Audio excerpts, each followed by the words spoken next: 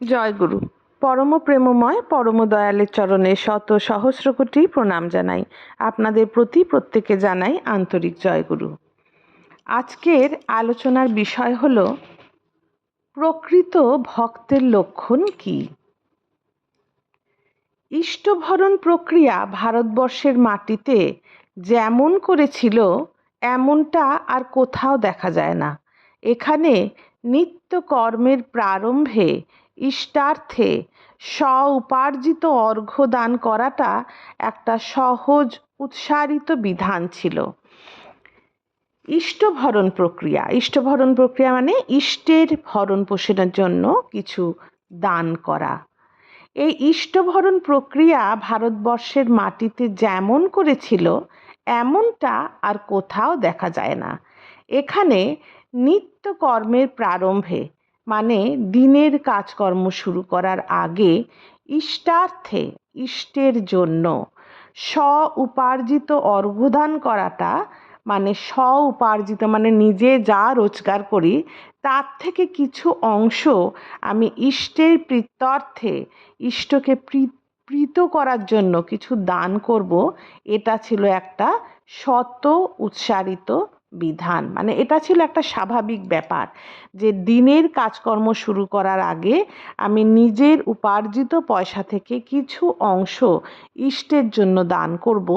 এই রকম একটি ব্যাপার ভারতবর্ষে সহজ সরল একটি অভ্যাস ছিল। পিতামাতার সেবা এখানে নতুন করে কাউকে শেখাতে হয় না। গুরুকরণ ও ধর্মীয় আচার পরিপালন এদেশে যেন রন্ধ্রে রন্ধ্রে ঢুকে আছে। আমাদের পরিবারের মধ্যে এবং আরও অনেকের পরিবারের মধ্যেই এই ধর্মীয় আচার পরিপালন যেন আমাদের প্রতি রন্ধ্রে রন্ধ্রে ঢুকে আছে। আর এই সম্পদ নিয়েই ভারতভূমি চিরকাল পৃথিবীর চোখে সম্মানিত হয়ে আছে। সুদূর ইউরোপ, আমেরিকা, চীন, পারস্য প্রভৃতি অঞ্চল থেকে আধ্যাত্মিক দর্শন পিপাসুরা এখানে ছুটে আসেন প্রাপ্তির লোভে। সুদূর বিদেশ থেকে বহু দেশ থেকে যেমন ইউরোপ, আমেরিকা, চীন, পারস্য প্রভৃতি অঞ্চল থেকে আধ্যাত্মিক দর্শক পিপাসুরা, যারা আধ্যাত্মিকতার পিপাসা আছে যাদের মধ্যে, সেই রকম মানুষেরা এখানে ভারতবর্ষে কিছু প্রাপ্তির লোভে কিছু পাওয়ার আশায় ছুটে আসে। হিমালয় থেকে কন্যাকুমারিকা পর্যন্ত প্রতিটি ধূলিকণা এদেশের গৌরব বহন করে চলেছে। অসংখ্য ঋষি মহাপুরুষদের পাদস্পর্শে এদেশ ধন্য পবিত্র। এখানকার নালন্দা তক্ষশিলার জ্ঞান চর্চার জন্য পৃথিবীর শ্রেষ্ঠ মনীষীরা ভিড় করতেন। ভগবান এই দেশেই নানান রূপে অবতীর্ণ হয়ে ধর্মের গ্লানি নাশ করার জন্য ধর্মের বাস্তব জীবনীয় রূপ দান করে গেছেন। ভগবান এই দেশে এসেছেন বারবার। কেন এসেছেন? ধর্মের গ্লানি নাশ করার জন্য এবং আমাদের জীবনকে সার্থক করে তোলার জন্য এই দেশে ভগবান বারবার অবতীর্ণ হয়েছেন। দেশকালের বিভিন্নতা অনুসারে তাদের কথার ভঙ্গিও বিভিন্ন রকম হয়েছে, কিন্তু একটু মনোনিবেশ করলেই আমরা লক্ষ্য করি যে সমস্ত কথারই তিনি যে বারবার এসছেন এবং বিভিন্ন কথা মানুষের জন্য বলে গেছেন, সমস্ত কথারই উদ্দেশ্য একই: ঈশ্বর প্রাপ্তি জীবনের লক্ষ্য এবং গন্তব্য। এই কথাই তারা বারবার ঘোষণা করে গেছেন, আর স্বীয় জীবন দিয়ে তারা দেখিয়ে গেছেন তার উপায়। এদেশের ঋষি বলে গেছেন, আচার্য হতে বিজ্ঞাত বিদ্যাই সাধুতম বা কল্যাণতম হয়ে থাকে। আচার্য থেকে আমরা যে বিদ্যা লাভ করি, আমরা যে জ্ঞান লাভ করি, সেটি আমাদের জীবনের জন্য কল্যাণতম হয়ে থাকে। আবার বলেছেন, গুরুর প্রসাদেই নিজের সব রকম কল্যাণ হয়। সেই কারণেই নিত্যই গুরু সেবা করা উচিত, অন্যথা করলে শুভ হয় না। ভগবদ্গীতাতে আরও স্পষ্টভাবে আমরা পাই। বিশুদ্ধ অন্তঃকরণে নিজের যা কিছু ইষ্টার্থী করে তোলা প্রতিটি সৎ শিষ্যেরই একান্ত কর্তব্য। তাহলে প্রতিটি সৎ শিষ্যের একান্ত কর্তব্য কি? বিশুদ্ধ অন্তঃকরণে নিজের যা কিছু তাই ইষ্টার্থী করে তোলা। এটাই হচ্ছে আমাদের প্রতিটি সৎ শিষ্যের একান্ত কর্তব্য। আচার্য বা গুরুর প্রতি অকাট্য অনুরাগের ভেতর দিয়েই ঈশ্বর প্রাপ্তির পথে যাওয়া যেতে পারে।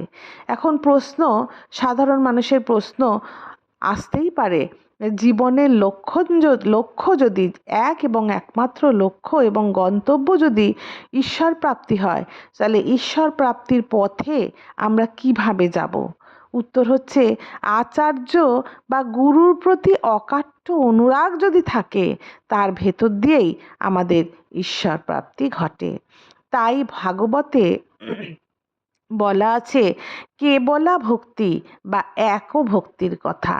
ভাগবতে কেবলা ভক্তি বা এক ভক্তি এইগুলি উচ্চস্বরে বারবার ঘোষিত হয়েছে। বৈষ্ণব শ্রেষ্ঠ তাকেই বলা যায় যার মন এক লহমার জন্যই ওই গুরুরূপী ভগবানের চরণ হতে বিচ্যুত না হয়। তাহলে বৈষ্ণব শ্রেষ্ঠকে? বৈষ্ণব শ্রেষ্ঠ সেই যার মন এক লহমার জন্য গুরুরূপী ভগবানের চরণ হতে বিচ্যুত না হয়। শ্রীমদ্ ভগবদ গীতায় এই কথা আমরা পাই। আর তার চরণ মানে চলন, আচার, আচরণ। তার চরণে যেন আমাদের সদা সর্বদা মন নিয়োজিত থাকে। এই চরণ কথার অর্থ কি? চরণ কথার অর্থ শুধু পা নয়, চরণ কথার অর্থ হচ্ছে চলন, আচার, আচরণ। ভগবানের নির্দেশ মতো যদি আমরা না চলি, তার গুণরাজিতে অভিষিক্ত হওয়ার জন্য যদি আমরা প্রচেষ্টা পরায়ণ না হই, তার ইচ্ছাকে যদি আমরা প্রতিনিয়ত আচরণের মধ্যে ফুটিয়ে না তুলি, তবে কোটি কোটি বছর ধরেও শুধু পদসেবা করে গেলে কোনো ফলই হবে না। এই যে আমাদের আচার্যদেব বলেন যে শুধু সাদা ধুতি পাঞ্জাবি পরলে আর মুখে একবার জয়গুরু বলে দিলেই যে তুমি সৎসঙ্গী হলে, তা নয়। তোমার নিজের ভেতর দিয়ে যেন ঠাকুর বিচ্ছুরিত হন, তোমাকে দেখে যেন মানুষ শান্তি পায়, স্বস্তি পায়, বলে এরা কারা, এবং আমাদের যাদের দেখে মানুষের চলন শুধরে যায়, যাদের দেখে মানুষ বুঝতে পারে আমার ঠাকুর কেমন, সৎসঙ্গী হচ্ছে তারাই। তার জন্য কি দরকার? তার জন্য শুধু পদসেবা করলে হবে না। ভগবানের নির্দেশ মতো যদি আমরা না চলি, তার গুণরাজিতে অভিষিক্ত হওয়ার জন্য আমরা যদি প্রচেষ্টা পরায়ণ না হই, তার ইচ্ছাকে যদি আমরা প্রতিনিয়ত আচরণের মধ্যে ফুটিয়ে না তুলি, তবে কোটি কোটি বছর ধরে শুধু পদসেবা করে গেলেই কোনো ফল হয় না। বাস্তব ভক্তি বা ভজন চাই, আর চাই তাতে সক্রিয় অনুরাগ। ভক্ত কখনো নিষ্কর্মা হয় না, সে হয় ভীমকর্মা। রাক্ষসরাজের কোনো বাধাই ভক্তবীর হনুমানকে আটকে রাখতে পারেনি। তিনি সব বাধার ওপর দিয়ে ঠিক জয়ী হয়ে মা জানকীর সংবাদ নিয়ে এসেছিলেন তার প্রভু শ্রীরামকৃষ্ণের কাছে, রামচন্দ্রের কাছে। রাক্ষসপুরী থেকে বেরিয়ে আসার কৌশল তাকে কেউই শিখিয়ে দেয়নি। ইষ্টের প্রতি অচ্যুত ভালোবাসার টানে কৌশল ও ধীর তীক্ষ্ণ বুদ্ধি তার মাথায় আপনা থেকেই গজে উঠেছিল। এই প্রকৃত ভক্তের লক্ষণ। ইষ্টের প্রতি সক্রিয় ভক্তি মানুষকে এমনতরই তৎপর করে তোলে।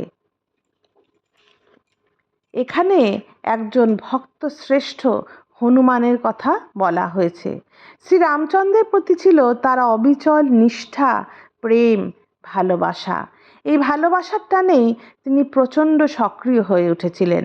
এখন কথা হলো, ইষ্টের প্রতি সক্রিয় ভক্তিটা কি? আজ দেখুন দিকে দিকে পরম পূজ্যপাদ শ্রী শ্রী আচার্যদেব এবং পরম পূজনীয় অবিনবাবু ডিপি ওয়ার্কের আহ্বান জানিয়েছেন দয়ালের হারানো সন্তানগুলিকে ফিরিয়ে আনার জন্য। সেই আহ্বানে আপনারা যার যেমন সাধ্য যোগদান করুন, তাদের জীবনের পথ দেখিয়ে দিন এবং নিজের জীবনকেও সার্থক করে তুলুন। আজ এতখানিই থাক। জয় গুরু। বন্দে পুরুষোত্তমম।